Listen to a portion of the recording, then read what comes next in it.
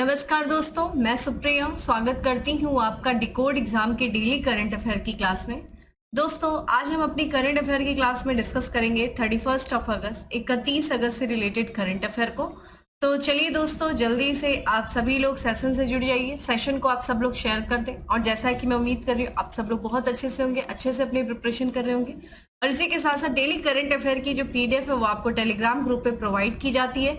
Link आपको description box में दिया हुआ है, तो वहां से डेली जो है करंट अफेयर की पीडीएफ को डाउनलोड करिए, अपना शॉर्ट नोट्स बनाइए और कोशिश करिए कि किसी भी दिन जो है अपने करंट अफेयर के सेशन को जो है मिस नहीं करिए, यानी कि रेगुलर करंट अफेयर की क्लास को फॉलो करिए। ठीक है, तो इसी के साथ स्टार्ट करते हैं अपनी क्लास स्टार्ट करूं उसके पहले कहना चाहूंगी कि जल्दी से चैनल को सब्सक्राइब कर लीजिए और बेल आइकन को प्रेस कर लीजिए। इससे आपको चैनल से रिलेटेड हर क्लास की वीडियो का प्रॉपर नोटिफिकेशन मिलेगा और आपकी कोई भी क्लास मिस नहीं होगी। तो दोस्तों, स्टार्ट करते हैं अपनी क्लास। आज की क्लास में हमारा सबसे पहला प्रश्न है कि काजीरंगा नेशनल पार्क की पहली महिला फील्ड डायरेक्टर के रूप में किसे नियुक्त किया गया है। तो देखिए, काजीरंगा नेशनल पार्क है, वहां की पहली महिला फील्ड डायरेक्टर नियुक्त की गई है। किसे नियुक्त किया गया, ऑप्शंस आप देख रहे हैं। देखिए, ऐसे प्रश्न इंपॉर्टेंट हो जाते हैं एग्जाम में, तो इसको स्टार कर लीजिएगा। ठीक है, तो ये क्वेश्चन का आंसर आपके सामने जो है ऑप्शन दिख रहा है और कमेंट बॉक्स में आंसर करते हुए रहिए। और इसका करेक्ट आंसर है दोस्तों बी है, यानी कि डॉक्टर सोनाली घोष को नियुक्त किया गया है। तो ये भारतीय वन सेवा अधिकारी हैं डॉक्टर सोनाली घोष। इनको 1 सितंबर से जो है ये काजीरंगा राष्ट्रीय उद्यान की कमान संभालेंगी। इसी के साथ देखा जाए तो ये काजीरंगा राष्ट्रीय पार्क जो है, नेशनल पार्क जो है, उसकी यह पहली महिला फील्ड डायरेक्टर भी होंगी। ठीक है, और ये किसका स्थान लेंगे, तो ये जतेंद्र शर्मा का स्थान लेंगे, जो कि रिटायर हो रहे हैं कब दोस्तों, 31 अगस्त को।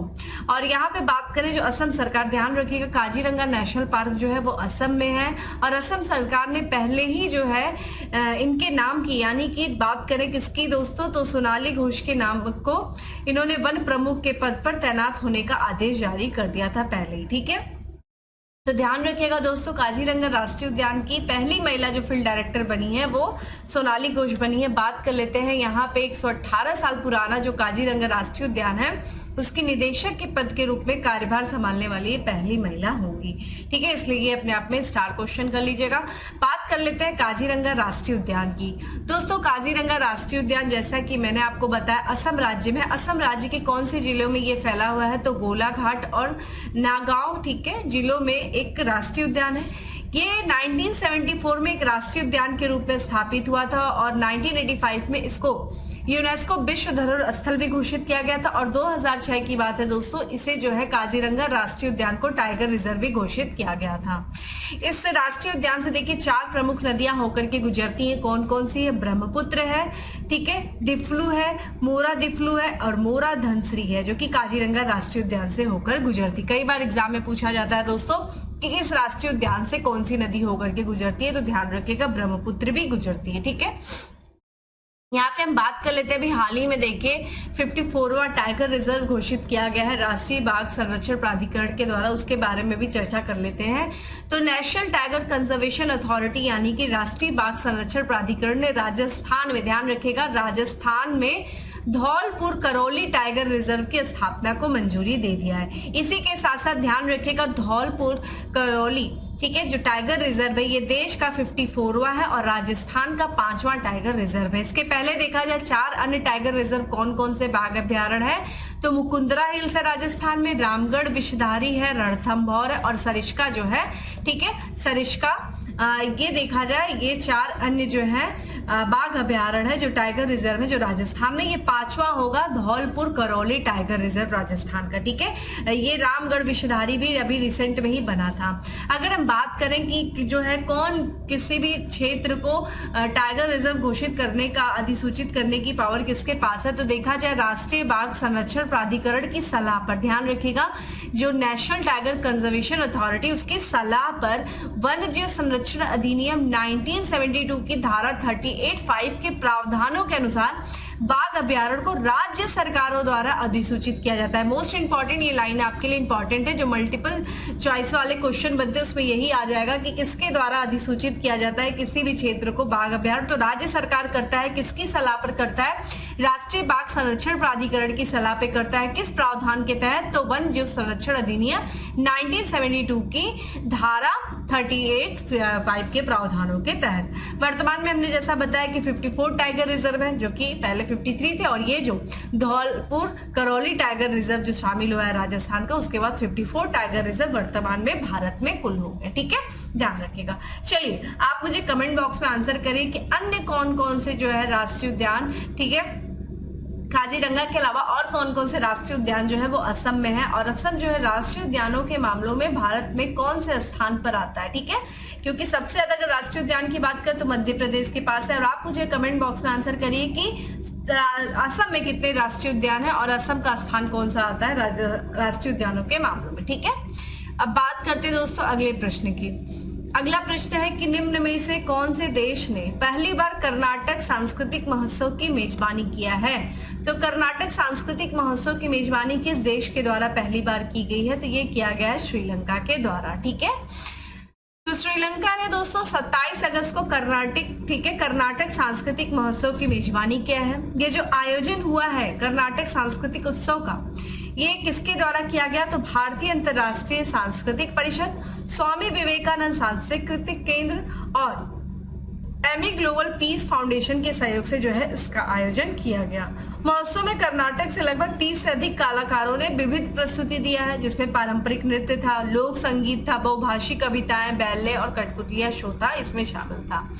कर्नाटक की सांस्कृतिक विरासत और विरासत को उजागर करने पर इस पे ध्यान केंद्रित किया गया था। कलाकारों में जो प्रमुख कलाकार थे दोस्तों वो थे माधुरी बोंद्रे और उनकी जो पूरी मंडली शामिल थी। ठीक है, जिनकी तस्वीर आप स्क्रीन पे देख रहे हैं। ठीक है, तो ध्यान रखिएगा दोस्तों, यहाँ पे कर्नाटक संस्कृत उत्सव का जो है सांस्कृतिक उत्सव का मेजबानी किसने किया? दोस्तों श्रीलंका ने किया। श्रीलंका देखिए जिसकी राजधानी देखा जाए जयवर्धने पूरे कोट्टे है, और यहाँ के जो राष्ट्रपति वो रानिल विक्रमसिंघे है और प्रधानमंत्री दिनेश गोवर्धने हैं। ठीक है, गुणवर्धने है, और यहाँ की राजभाषा सिंगली है। आते दोस्तों अगले प्रश्न पर। अगला प्रश्न है दोस्तों की विश्व की पहली एथेनॉल से चलने वाली कार का अनावरण किसने किया है? तो एथेनॉल से चलने वाली कार का अनावरण अभी हाल फिलहाल में किया गया है, जो कि विश्व की पहली एथेनॉल है, एथेनॉल से चलने वाली कार है। किसके द्वारा किया गया? ऑप्शंस आप देख रहे हैं दोस्तों, और इसका करेक्ट आंसर है केंद्रीय मंत्री नितिन गडकरी जी के द्वारा किया गया। तो केंद्रीय मंत्री नितिन गडकरी ने दोस्तों कहां पे? नई दिल्ली में विश्व की पहली कार का अनावरण किया है, जो कि पूरी तरीके से किससे चलती है दोस्तों? एथेनॉल से चलती है, और ये भारत के ऊर्जा परिदृश्य के लिए एक ऐतिहासिक क्षण है। ठीक है, तो ध्यान रखिएगा, नई दिल्ली में केंद्रीय मंत्री नितिन गडकरी जी ने एथेनॉल से चलने वाले विश्व की पहली कार का अनावरण किया है। इस कार के बारे में बात करें तो जो कार का पहला चरण 2 BS60 के भारत स्टेज 6 विद्युतकृत फ्लेक्स ईंधन वाहन है, जो पूरी तरीके से ईंधन स्रोत के रूप में किस पर चलता है? एथेनॉल पर चलता है।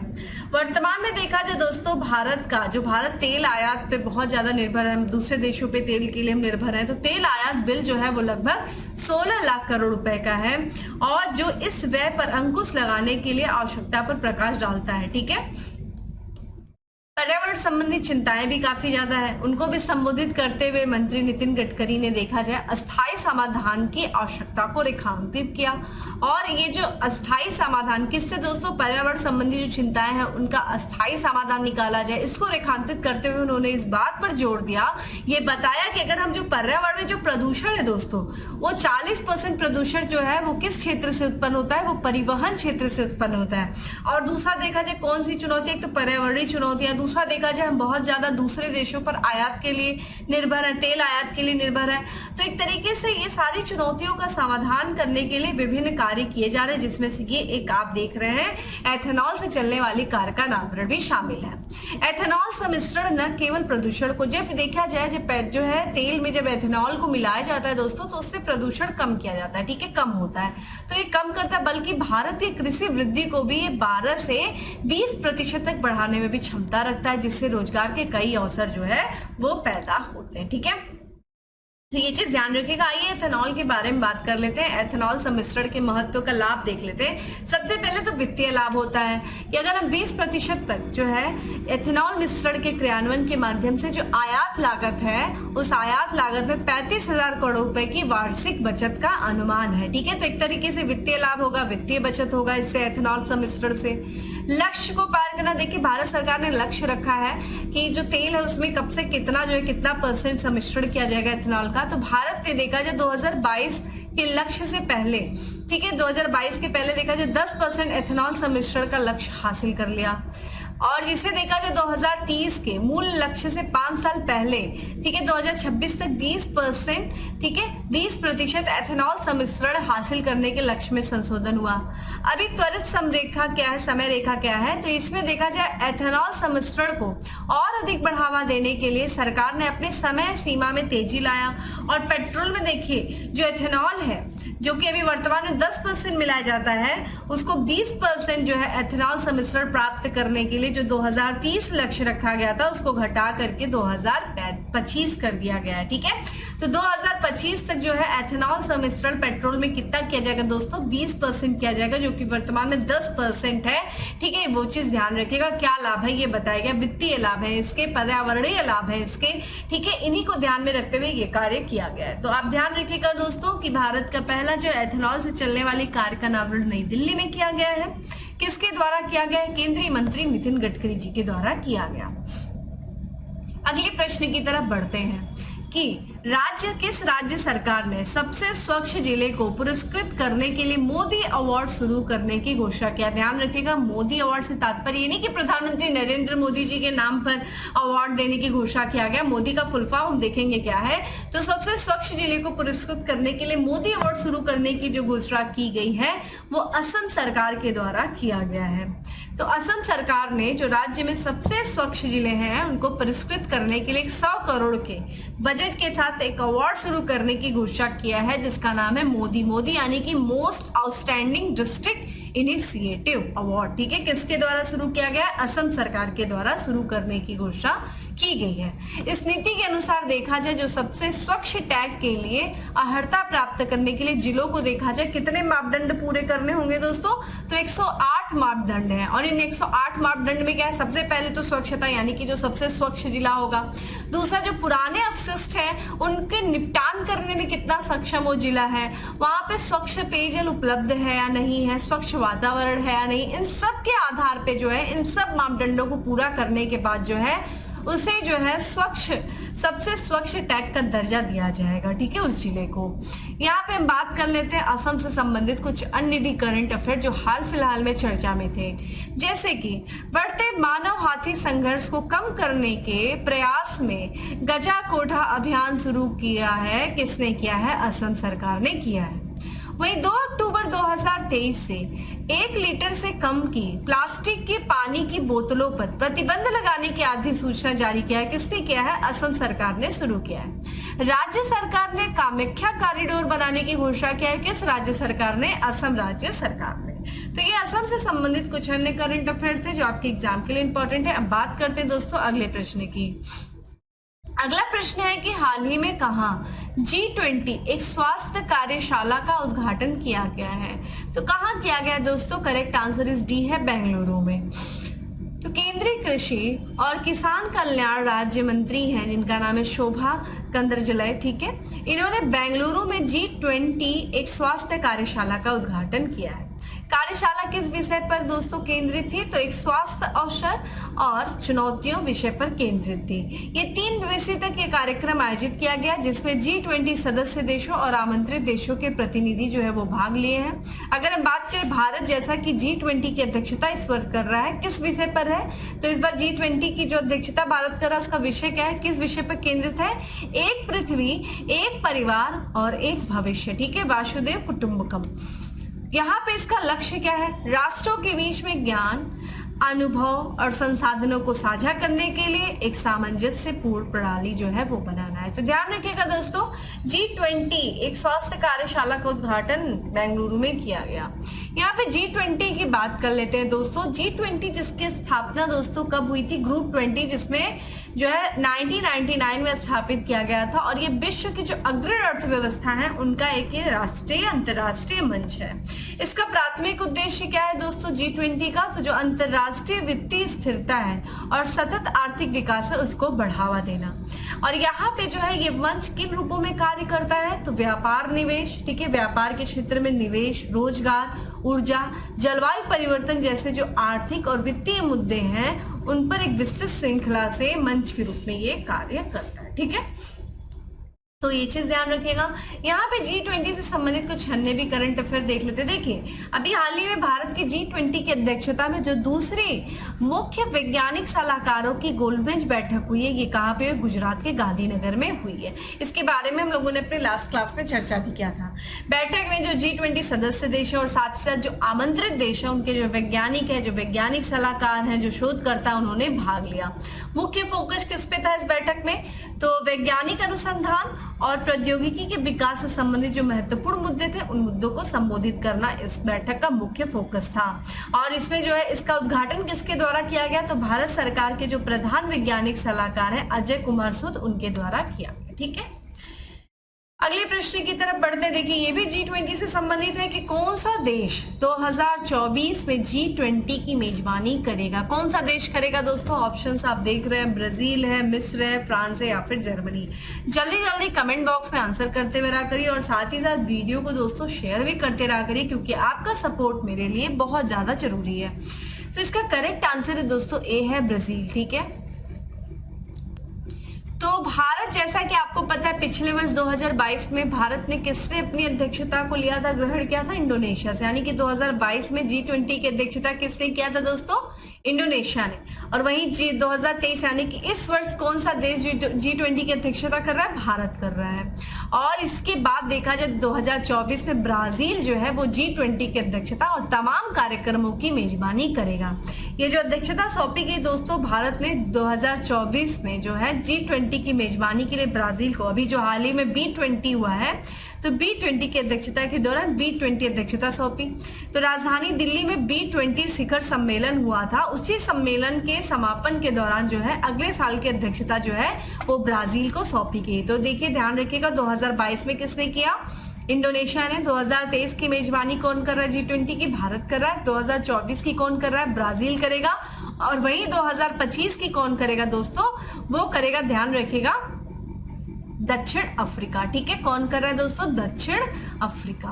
तो ये आपके लिए कुछ इंपॉर्टेंट फैक्ट्स हैं जो जरूरी है। ठीक है, यहाँ पे देखिए अगेन G20 के बारे में आ गया कि G20 की जो स्थापना हुई थी 1999 में हुई थी। एशियाई वित्तीय संकट के बाद देखा जाए जो वित्त मंत्री हैं और केंद्रीय बैंक के जो गवर्नर के लिए वैश्विक आर्थिक और वित्तीय मुद्दों पर चर्चा करने के लिए एक मंच के रूप में किया गया था। ठीक है, तो ये चीज ध्यान रखिएगा, कौन मेजबानी कब कर रहा है ये आपके लिए इंपॉर्टेंट है। अब बात करते हैं दोस्तों अगले प्रश्न की।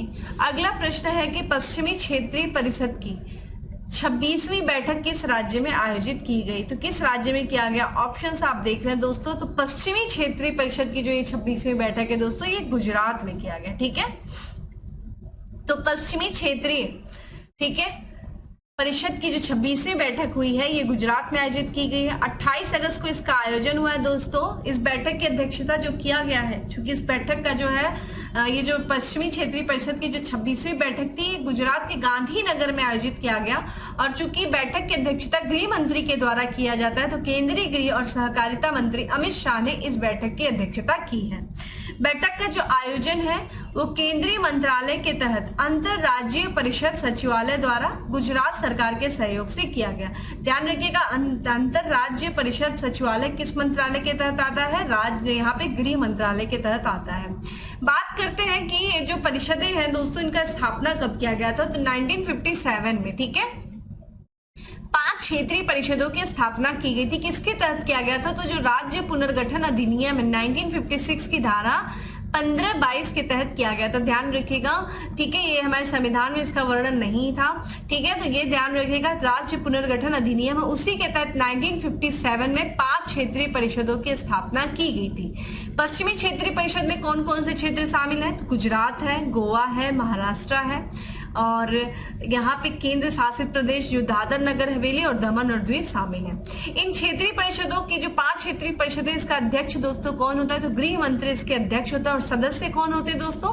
तो जो राज्य है उनके मुख्यमंत्री, और संबंधित क्षेत्रीय परिषदों में जो शामिल जो केंद्र शासित प्रदेश के या प्रशासक या फिर उप राज्यपाल जो होते हैं वो इसके सदस्य होते हैं। ठीक है, एक क्षेत्रीय परिषद हम लोग देख रहे हैं, पश्चिमी क्षेत्रीय परिषद। बताइए अन्य क्षेत्रीय परिषदें कौन कौन सी, उनके नाम आप कमेंट बॉक्स में आंसर करिए। अगला प्रश्न है दोस्तों की, आईआईटी बॉम्बे ने हरित हाइड्रोजन में अनुसंधान के लिए निम्नलिखित में से किसके साथ जो है हाथ मिलाया? तो आईआईटी बॉम्बे जो कि हरित हाइड्रोजन, ग्रीन हाइड्रोजन में रिसर्च करेगा, इसके लिए उसने किसके साथ जो है समझौता किया है, हाथ मिलाया? ऑप्शन आप देख रहे हैं और इसका करेक्ट आंसर है HSBC यानी कि हांगकांग संघाई बैंक कॉर्पोरेशन। ठीक है, तो यहाँ पे भारतीय प्रौद्योगिकी संस्थान ने हरित हाइड्रोजन उत्पादन को बढ़ावा देने के लिए हांगकांग और संघाई बैंकिंग कॉर्पोरेशन के साथ क्या किया है? समझौता किया है, सहयोग किया है। इस साझेदारी का बेसिकली उद्देश्य क्या है? तो हरित हाइड्रोजन की दक्षता, लागत प्रभावशीलता और मापनीयता में क्रांति लाना है, और इसे एक रणनीतिक वैकल्पिक ईंधन बनाना है। ठीक है, तो एक वैकल्पिक ईंधन बनाने के उद्देश्य से, ठीक है, ये जो है समझौता किया गया है। मुख्य फोकस क्या है समझौते का? तो उन नवीन परियोजनाओं पर होगा जो मजबूत और हरित अर्थव्यवस्था को बनाने में मदद करती है। इस साझेदारी को केंद्रीय वित्त और कॉर्पोरेट मामले की मंत्री निर्मला सीतारमण ने 24 अगस्त 2023 को नई दिल्ली में जो है लॉन्च किया है। वे हरित हाइड्रोजन उत्पादन, भंडारण, परिवहन और उपयोग में प्रमुख चुनौतियों को हल करने के लिए नई तकनीकी विकसित करने के लिए आईआईटी भर के शोधकर्ताओं, वैज्ञानिकों और छात्रों को प्रोत्साहित करने के लिए भी काम करेंगे। ठीक है, आईआईटी बॉम्बे हरित हाइड्रोजन में नवाचार कार्यक्रम के तहत परियोजना प्रस्ताव आमंत्रित करेगा। तो ध्यान रखिएगा, हरित हाइड्रोजन जो क्षेत्र है उसमें रिसर्च करने के लिए आईआईटी बॉम्बे ने हांगकांग और संघाई बैंकिंग कॉर्पोरेशन के साथ समझौता किया है। इतना ही नहीं दोस्तों, इस क्षेत्र में यानी कि हरित हाइड्रोजन उत्पादन के लिए, उसके भंडारण के लिए, उसके परिवहन और जो कुछ भी इसके उपयोग में जो कुछ भी चुनौतियां आती है, उन चुनौतियों को हल करने के लिए नई तकनीकी किस तरीके से विकसित किया जाए, इसमें जितने भी आईआईटी भर के जो करता है, जो वैज्ञानिक है, जो छात्र, उनको प्रोत्साहित किया जाएगा, उनको आमंत्रित किया जाएगा कि इस चुनौतियों से किस तरीके से निपटा जाए, वो मिलकर के इसका समाधान निकालें। ठीक है, अगले प्रश्न की तरफ बढ़ते हैं जो कि नियुक्ति से संबंधित है कि भारतीय उच्चायोग ने पाकिस्तान में पहली महिला प्रभारी के रूप में किसे नियुक्त किया है? किसे किया है? तो गीतिका श्रीवास्तव को किया है।